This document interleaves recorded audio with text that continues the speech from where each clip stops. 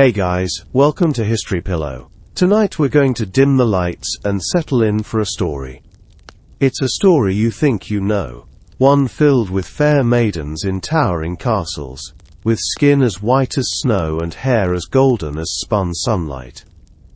We see them in paintings and hear about them in fairy tales, these icons of medieval beauty, looking serene, graceful and impossibly perfect.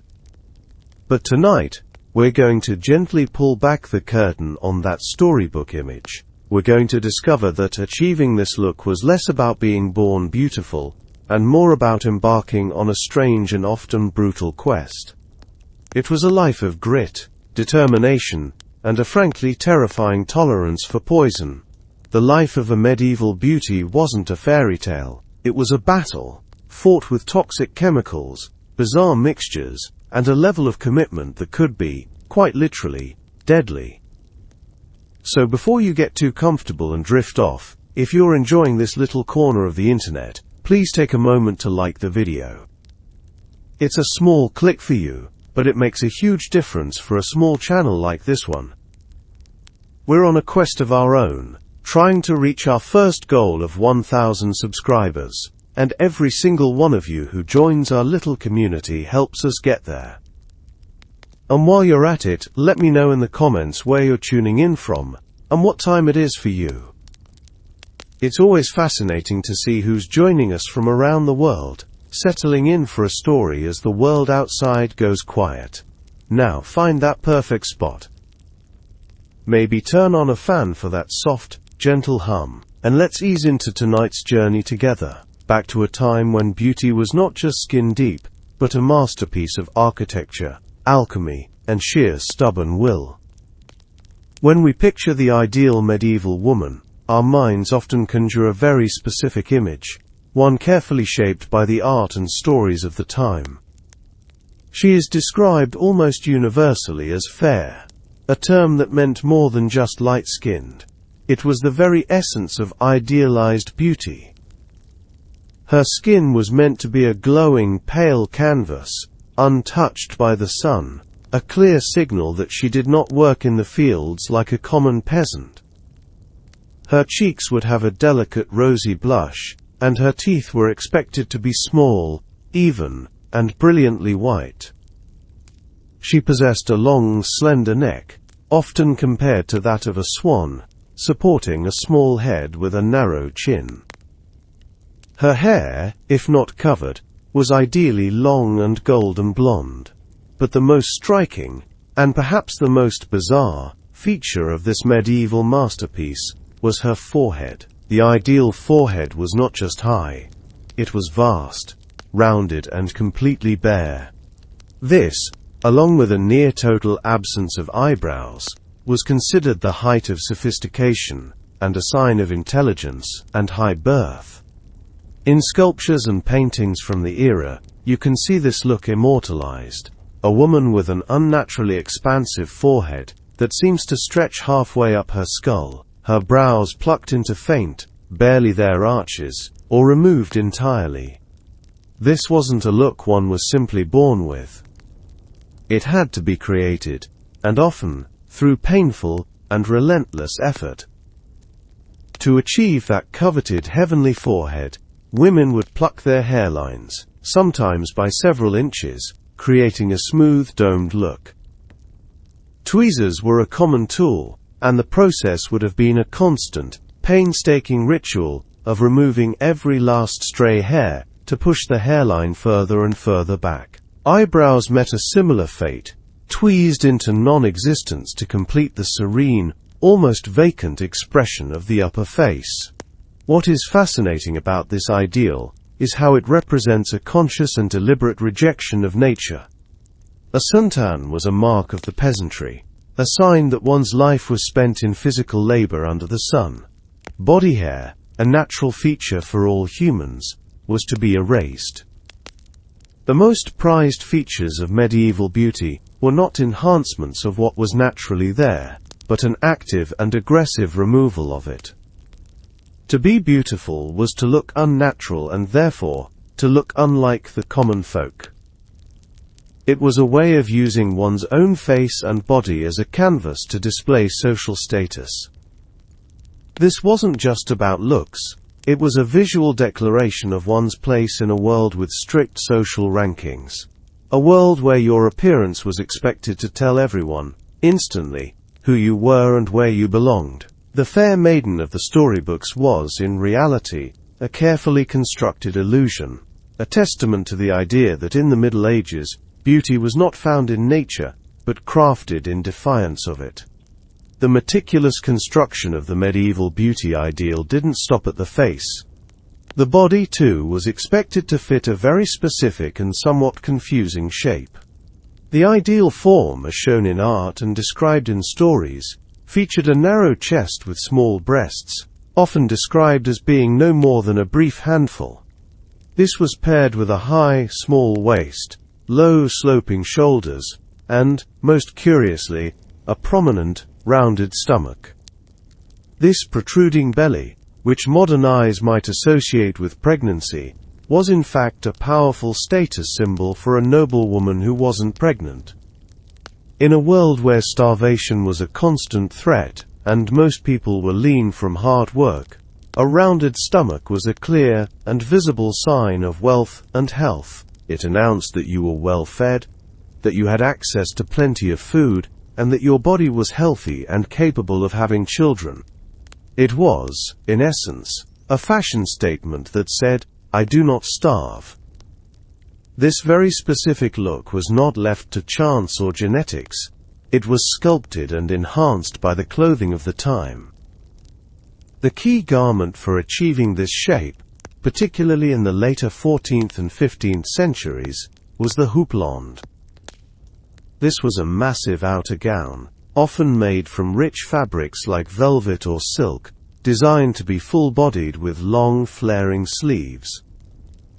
For women, the houppelande was typically belted high up, just beneath the bust. This high belt would gather the huge amount of fabric into soft pleats that fell down the front, creating a full skirt that naturally emphasized and exaggerated the stomach area, allowing it to swell forward in the desired rounded shape. The houppelande was less a piece of clothing and more a piece of wearable architecture, designed to create a very specific form, regardless of the actual body shape of the woman inside it. Before the rise of the massive houppelande, the fashionable shape was created by a different garment, the cotehardie. Popular in the 14th century, the cotehardie was a big change from the draped, loose tunics of earlier times. It was a tailored garment, featuring curved seams and, for the first time, the widespread use of buttons and lacing, to create a snug, body-hugging fit through the torso. This fitted dress, often worn with long, tight sleeves that sometimes featured dozens of buttons from elbow to wrist, would have revealed the natural curves of the upper body. When layered under a looser outer garment, like a sideless surcoat, it allowed for a play of hiding and revealing, hinting at the shape beneath while still allowing for the creation of that desired rounded belly. What's particularly fascinating is how these fashion trends connected with the reality of actual pregnancy. The very styles that were used to create the illusion of fertility were also perfectly suited for accommodating a real growing belly. Loose gowns with high waists were a staple for expectant mothers, offering comfort and ease of movement. Garments with side lacing or adjustable front panels were also common, allowing a dress to be let out as a woman's body changed, and then tightened again after childbirth. This created a curious loop in medieval fashion. Non-pregnant noble women wore clothing designed to show off wealth and health by mimicking a pregnant shape, while pregnant women of all classes wore practical versions of the very same styles out of sheer necessity. A single fashion trend thus served both a deeply symbolic and a profoundly practical purpose at the same time. The line between faking it and living it was as thin as a linen shift, woven together in the fabric of daily life, where the performance of beauty and the reality of biology were one and the same. Before we can truly appreciate the extreme and often dangerous lengths to which medieval women went to achieve their beauty ideals, we must first ground ourselves in the world they lived in. It was a world that was, to our modern senses, an overwhelming assault on the senses. The air itself was thick with a complex mix of smells, and the very idea of cleanliness was a daily struggle against the elements. This was the grimy canvas upon which the medieval masterpiece of beauty was painted. To walk through a medieval town would be to navigate a dense and potent world of odors. It wasn't all bad, of course. There were comforting, wholesome smells that signaled life and community. The warm, yeasty scent of baking bread would drift from the bakeries. The sweet, spicy aroma of incense would pour from the open doors of the church. In the spice markets, the air would be heavy, with the exotic scents of cinnamon, cloves and other imported treasures. These were the smells of civilization, of food, and of safety. But these pleasant aromas were constantly at war with a far more powerful and widespread tide of stench. The streets themselves were often little more than open sewers, a muddy river of human and animal waste, discarded food scraps, and other mystery liquids you would be wise not to look at too closely. People would simply toss the contents of their chamber pots out of their windows, sometimes with a quick shout of, "Gardy Lou," a warning to those below. The industries that kept the town running were also notoriously smelly. Tanneries, where animal hides were treated with urine and other harsh substances, gave off a foul, eye-watering reek. Butcher shops left behind the metallic tang of blood and guts, and the air was often thick with the smoke from countless wood and coal fires. Add to this the constant presence of farm animals, pigs, chickens and goats wandering the streets, and you have a world of smells that was, to put it mildly, intense.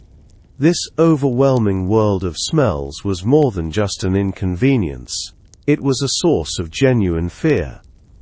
The main medical idea of the time was the miasma theory, which held that disease was spread by bad air or nasty vapors rising from filth and decay. A foul smell wasn't just unpleasant, it was believed to be a direct cause of illness, a sign of plague and death. This belief gave people a powerful reason to try and control the scents in their personal space. Wealthier people would carry pomundas, small metal balls filled with fragrant things like ambergris or musk, or nosegays, small bouquets of flowers and herbs to hold to their noses when walking the streets. Inside the home, floors were often covered with sweet-smelling herbs like lavender or chamomile, to cover up unpleasant odors and, they hoped, to clean the air and ward off sickness. This constant battle against the stench of daily life formed the backdrop for all personal hygiene. Staying clean wasn't just about comfort or appearance. It was an act of self-preservation in a world that smelled, quite literally, like death. Contrary to the popular and stubborn myth of the unwashed medieval peasant, people in the Middle Ages did not live in a state of constant filth. In fact, they valued cleanliness and practiced regular hygiene to the best of their ability. The stereotype of the grimy, mud-caked commoner largely comes from the writings of medieval priests, who sometimes described the peasantry in less than flattering terms. However, the reality was much more complex. For all classes, a daily washing of the hands and face from a basin was standard practice, usually done first thing in the morning. This was not just for cleanliness but also as a defense against the lice and fleas that were a constant problem, especially in homes with straw bedding. Hand-washing was also a crucial part of social etiquette, particularly before and after meals, a necessity in a time when most people ate with their hands. Lords would provide stone basins at the entrances to their dining halls for this very purpose. The full-body bath, however, was a different matter. It was considered a luxury, not because people disliked being clean, but because of the immense labor and expense involved. Water had to be carried by hand from a well or river, and a lot of firewood was needed to heat it. For this reason, a daily full bath was simply not possible for most people. Even monks, who were otherwise very careful about their rituals, were often restricted by their orders to only 2 or 3 full baths a year. For those who could afford it, a bath usually took place in a large wooden tub, and it was more of a process of pouring heated water over the body with a jug than a full immersion soak. Public bathhouses, or stews, were common in many towns, and offered a more accessible way to get clean.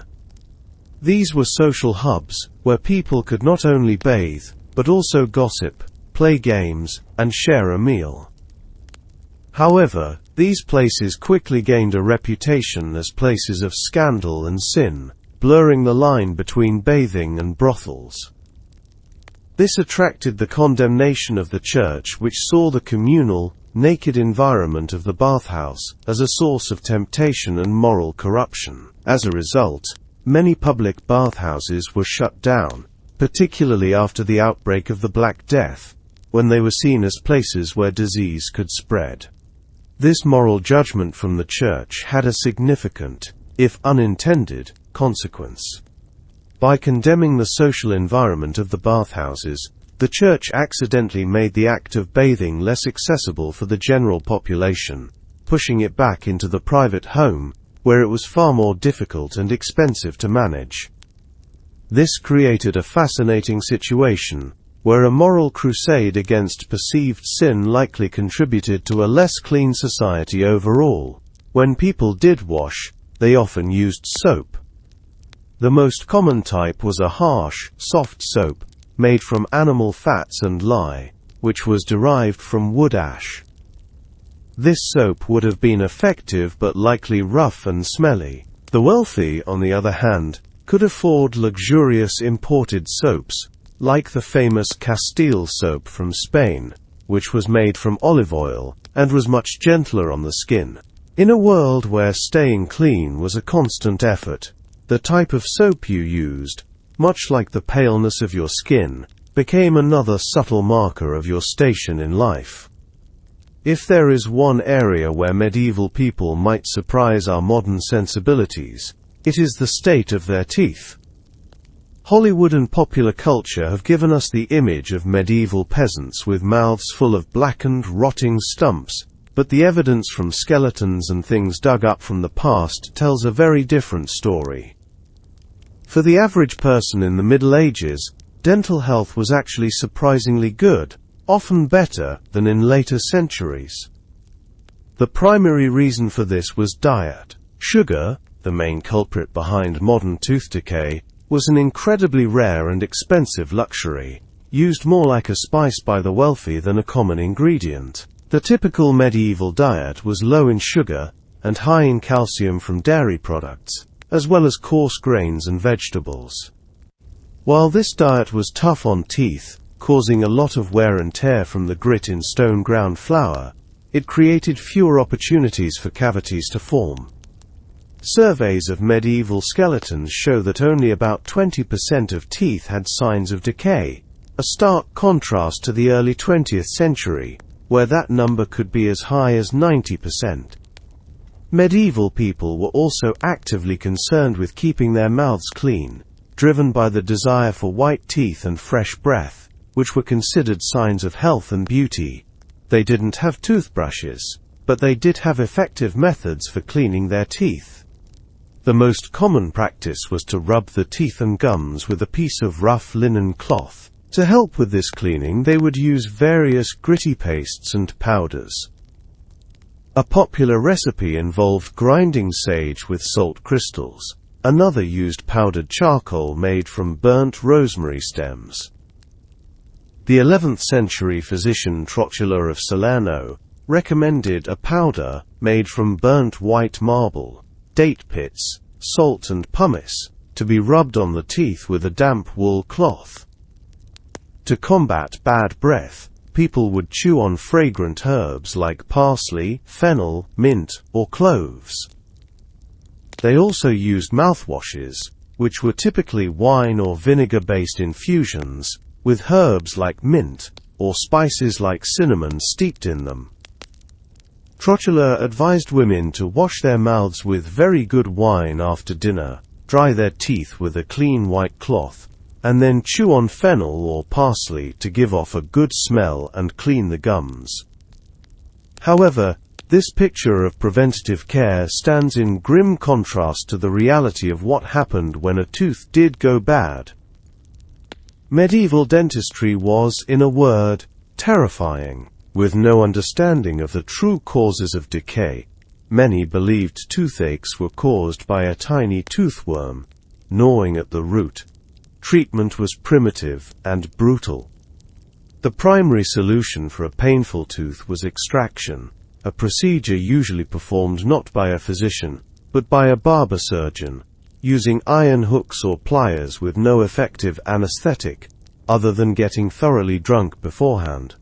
Some cures were even more bizarre, such as boiling newts and beetles into a powder and applying it to the tooth, with the promise that it would make the tooth fall out painlessly.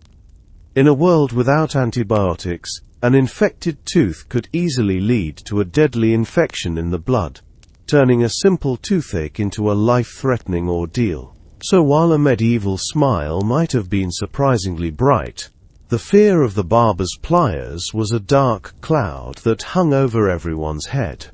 To achieve the impossible ideal of medieval beauty, a woman needed more than just a good diet and a pair of tweezers. She needed an arsenal of cosmetics, potions and lotions. This was the world of the alchemist's vanity, where recipes passed down in books like the Trotula, or shared in whispered secrets, promised to transform a woman's face into a pale, rosy masterpiece. But these were not gentle herbal remedies.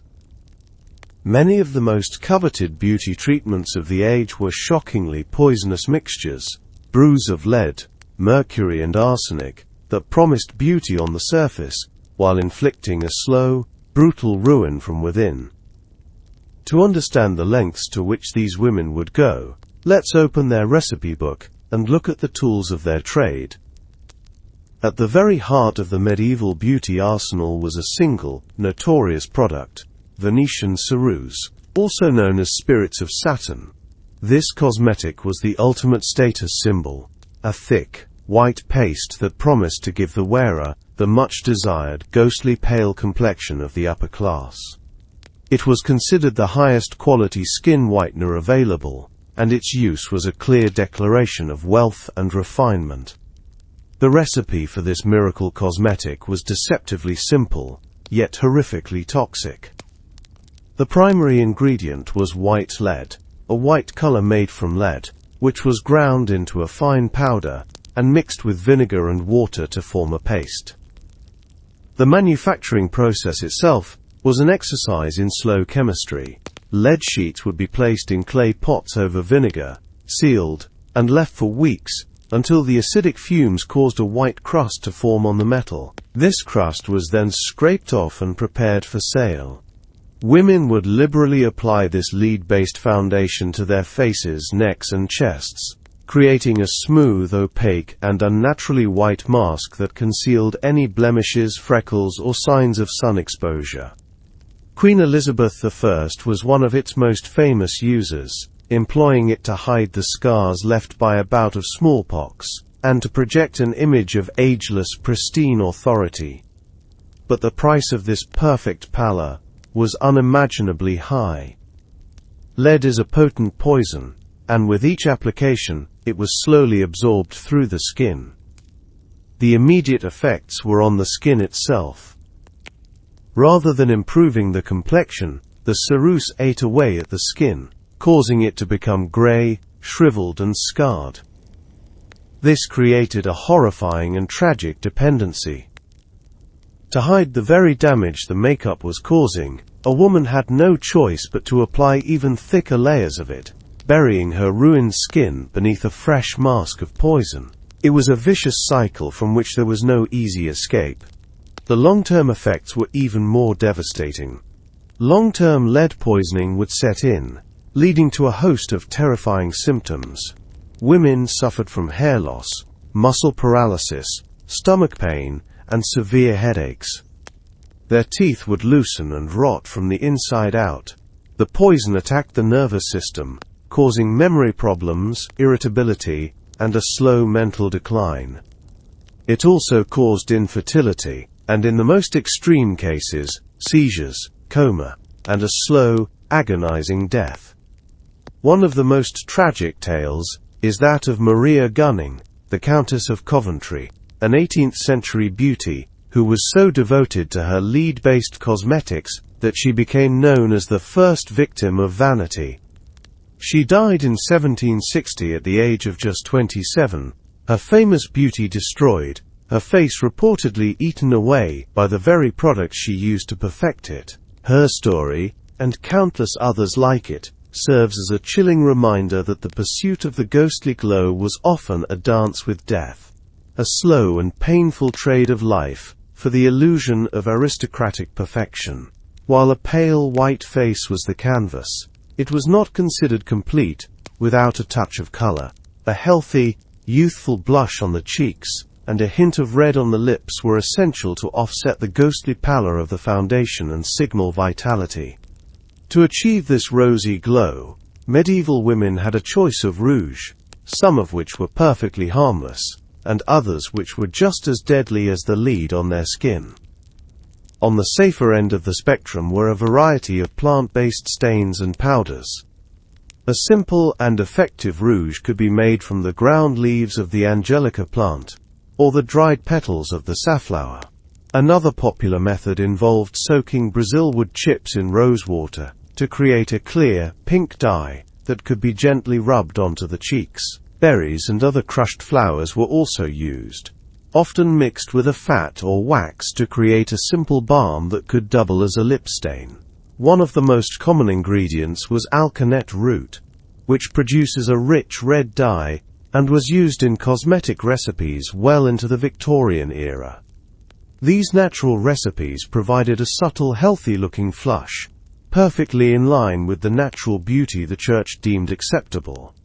However, for those seeking a more dramatic and long-lasting color, and for those who could afford it, there was a far more potent and prestigious option: vermilion.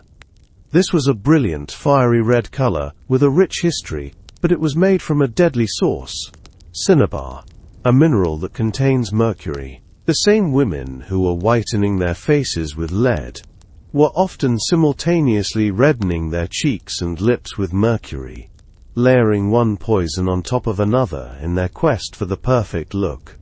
The use of a mercury-based cosmetic created a double-edged sword of toxicity.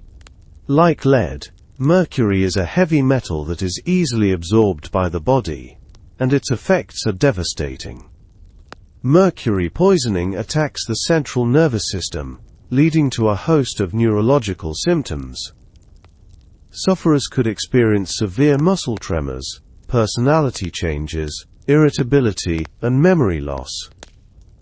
The term "mad as a hatter" originates from the mercury poisoning common among 19th-century hatmakers who used the element to treat felt. The women using vermilion on their faces were exposing themselves to the same risk. In severe cases, long-term exposure could lead to permanent nerve damage, birth defects in their children, and even death. The existence of both safe, herbal rouges and expensive, toxic mineral-based ones reveals a fascinating hierarchy within the world of medieval cosmetics. The question arises, why would anyone choose to use deadly mercury when harmless plant dyes were readily available? The answer almost certainly lies in status. Vermilion was a luxury good. It produced a vibrant, intense and durable color that a simple berry stain could not match. Using it was a form of showing off one's wealth, a way to display access to the finest, most exotic materials. In a strange way, the very danger of the product may have been part of its allure. It signaled that the wearer was wealthy enough to afford the best, and bold enough to risk the consequences. The pursuit of a rosy cheek was not just about looking healthy. For some, it was about proving they could afford to flirt with death for the sake of fashion. The medieval obsession with transforming one's appearance extended with particular fervor to the hair. Two features were most important: the impossibly high, bare forehead, and for those who could achieve it, angelic blonde hair. Both required a level of dedication and a tolerance for pain and damage that is difficult to imagine today. The creation of the high forehead was a relentless battle against nature. As we've seen, this look was a powerful symbol of high birth and intelligence, and it was achieved by systematically erasing the natural hairline. Using tweezers, women would painstakingly pluck the hairs from their forehead and temples, one by one, pushing the hairline further and further back. This would have been a constant, painful chore, as the hair would, of course, continually try to grow back. Eyebrows were subjected to the same brutal treatment, often plucked into oblivion, to create a smooth, uninterrupted expanse of skin, from the brow ridge to the scalp. The result was a look that was serene and otherworldly, but the process was one of constant, self-inflicted agony. For those not born with fair hair, the desire to achieve the fashionable blonde look led to some truly harsh chemistry. Blonde hair was associated with angels and purity, and women went to extreme lengths to lighten their natural color. The recipes for medieval hair bleach were harsh and damaging. A common method involved creating a potent alkaline solution, often using lye derived from wood ash. This harsh mixture would be applied to the hair, which was then left to bake in the direct sun for hours, to activate the bleaching process. Another popular, and decidedly less pleasant bleaching agent was stale urine. The ammonia in aged urine has bleaching properties, and it was a well-known substance in the medieval world, used for everything from tanning leather to laundering clothes. For hair, it would have been applied in a similar fashion to lye, saturating the hair before a long session in the sun. Some recipes called for mixing these harsh agents with other ingredients like honey or saffron to create different tones, but the core chemical process was incredibly damaging. These treatments would have stripped the hair of its natural oils, leaving it brittle, dry, and prone to breakage. Achieving the angelic look often meant destroying the health of one's hair in the process, another brutal trade-off in the relentless pursuit of the medieval ideal. Perhaps one of the most surprising and brutal aspects of medieval beauty rituals was the unspoken war on body hair. While the plucking of hairlines and eyebrows is well documented in art, the removal of hair from the rest of the body was a more private, yet equally intense practice. For this, we turn to one of the most important documents on medieval women's health and cosmetics, the Trotula. This collection of medical and beauty knowledge, put together in Salerno, Italy, in the 12th century, contains startlingly explicit recipes for hair removal creams, revealing a desire for smooth, hairless skin from head to toe. The recipes found in the Trotula are not for the faint of heart. They were powerful chemical agents, and their application was a complex and dangerous ritual. The most potent hair remover described was a cooked paste made from two highly harsh ingredients, quicklime and orpiment, which contains arsenic. Yes, arsenic. The process described in the Trotula was elaborate. First, a woman was to prepare her body by sitting in a steam bath, a process designed to open the pores and soften the skin. This could be achieved by pouring hot water over heated stones in a dedicated chamber, or even in a pit dug in the earth. After sweating a lot, she would wash and dry herself. Then came the application of the hair remover itself. The recipe called for cooking the quicklime and arsenic compound into a thick paste. The text warns the user to test it with a feather to see if it is cooked enough to dissolve the feather's barbs, a terrifyingly effective quality check. The user is also explicitly cautioned not to leave the paste on the skin for too long, because it causes intense heat. This was a massive understatement. The chemical reaction of quicklime and arsenic on moist skin would have gotten incredibly hot, causing severe chemical burns if not handled with extreme care. After a short time, the woman was to attempt to pull out the hairs. If they did not come out easily, she was to wash with more hot water, gently wiping the skin with her palm. The text warns against vigorous rubbing, as the tender skin would be quickly stripped away by the powerful chemicals. The post-treatment was just as important as the application. To soothe the inevitable burns and irritation, the Trotula recommends applying a mixture of a special ointment with rose or violet oil. After washing, the woman was to anoint her entire body with a paste of henna and egg whites, which was believed to smooth the flesh and heal any burns, leaving the skin clear and smooth. This final step highlights the dual nature of the process: a brutal chemical assault, followed by a gentle, healing balm. It was a cycle of pain and repair, all in the pursuit of an ideal of hairless, perfect skin that has remained surprisingly consistent through the centuries. The women of the Middle Ages who undertook this ritual were not just applying a cosmetic, they were performing a small, private act of alchemy on their own bodies, risking poison and fire for the sake of beauty. The brutal and often dangerous pursuit of medieval beauty did not happen in a bubble. It was shaped, policed, and driven by two of the most powerful forces in medieval society: the Church and the State. A woman's appearance was never just a personal choice. It was a matter of public concern, a reflection of her morality, her social standing, and her obedience to both God's law and man's law.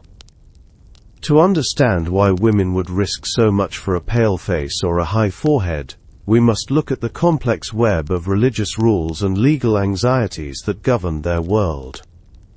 The relationship between the medieval Christian Church and the concept of beauty was full of contradictions. On one hand, the Church was one of the greatest supporters of beauty in the medieval world. Church leaders argued that physical beauty was a reflection of God's divine perfection. Since God created the universe, all of creation was inherently good and beautiful. This belief was expressed in the magnificent art and architecture of the era. Cathedrals were built, manuscripts were decorated with gold and color, and holy objects were enshrined in gold and jewels, all for the glory of God. Beauty was seen as a path to the divine, a way to elevate the human spirit and direct the heart toward God. On the other hand, the Church fiercely condemned personal vanity and the use of makeup. To alter one's God-given features with cosmetics was seen as a grave sin. Early Church fathers declared that painting one's face was an assault on God's handiwork and a lying counterfeit. Women, as the daughters of the temptress Eve, were considered particularly likely to fall into the sin of vanity, and were expected to present themselves with modesty and purity. The use of makeup was often associated with moral corruption and deceit. This created a difficult tightrope for medieval women to walk. How could one embrace the beauty that was a reflection of God's goodness without falling into the sin of vanity? The answer, it seems, came in the form of a brilliant way around the religious rules, provided by none other than the great 13th-century philosopher and Saint Thomas Aquinas. In his most famous book, the Summa Theologiae, Aquinas addressed the issue of women's adornment directly. He acknowledged the traditional condemnations but offered a more complex view. He argued that the sinfulness of wearing cosmetics depended entirely on the woman's intention. If she wore makeup for selfish pleasure, or to disrespect God, then it was indeed a mortal sin. However, he provided a crucial exception for married women. Aquinas stated, "If a married woman adorn herself in order to please her husband, she can do this without sin." His reasoning was that by making herself attractive to her husband, she might prevent him from straying into the greater sin of adultery. In this specific context, her use of cosmetics was not an act of sinful vanity, but a permissible, even good act, aimed at preserving the holiness of her marriage. This argument is a perfect illustration of the complex mental and moral gymnastics required to navigate the world of medieval beauty. It allowed a woman to participate in the fashions of her day, while remaining within the bounds of religious duty. It carved out a space where the pursuit of beauty was not just tolerated but justified, as long as it was framed as a wifely duty. A woman could paint her face, so long as she told herself, and her priest, that she was doing it not for herself, but for her husband's soul. The powerful ideals of medieval beauty were not only a matter for the church, they were also a matter of state. Appearance was considered so important to the social order that it was policed by law. Throughout the late Middle Ages and the Renaissance, authorities across Europe created a series of regulations known as sumptuary laws, which were designed to control spending and reinforce the strict social hierarchy by dictating what people of different classes could and could not wear. The primary motivation behind these laws was the changing economy. For centuries, luxury goods had been the exclusive domain of the hereditary nobility. Your rank was instantly readable from the fabric on your back. But with the rise of trade, and a wealthy new merchant class, this visual order began to break down. A successful cloth merchant's wife might now have enough money to afford the same silk gown or fur-trimmed cloak as a duchess. To the aristocracy, this was more than just a fashion problem. It was a fundamental threat to their authority. If a commoner could look like a noble, then the very idea of a God-given social hierarchy began to seem fragile. In response, governments passed laws that were incredibly specific about who could wear what. These laws often restricted the use of certain expensive fabrics, such as silk, satin, and velvet, to the highest levels of society. The rarest and most luxurious furs, like sable, were often reserved exclusively for the royal family and high-ranking nobles. Colors also came under legal control. Deep, rich dyes like crimson red and royal purple were incredibly expensive to produce, and were therefore restricted to royalty and the highest clergy. An English proclamation from 1559, for example, explicitly forbade anyone below the rank of an earl from wearing cloth of gold, silver, or sables. Enforcement of these laws could be direct and public. In some Italian cities, special officials were appointed to patrol the streets and marketplaces, on the lookout for fashion violations. These officials had the authority to issue heavy fines.